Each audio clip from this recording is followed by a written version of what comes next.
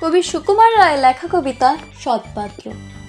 শুনতে পেলাম পোস্তা গিয়ে তোমার নাকি মেয়ের বিয়ে, গঙ্গারামকে পাত্র পেলে, জানতে চাও সে কেমন ছেলে?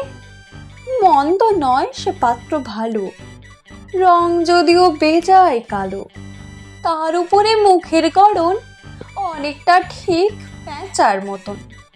বিদ্যে বুদ্ধি বলছি মশাই, ধন্যে ছেলের অধ্যাবসায়।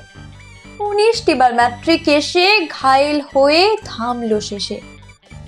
বিষয় আশয় গরিব বেজায়, কষ্টে শিষ্টে দিন চলে যায়। মানুষ তো নয় ভাইগুলো তার, একটা পাগল একটা গোয়ার, আরেকটি সে তৌরি ছেলে, জাল করে নোট গেছেন জেলে। কনিষ্ঠটি তবলা বাজায়, যাত্রা দলে 5 টাকা পায়। গঙ্গারাম তো কেবল ভোগে পিলের জ্বর আর পাণ্ডু রোগে।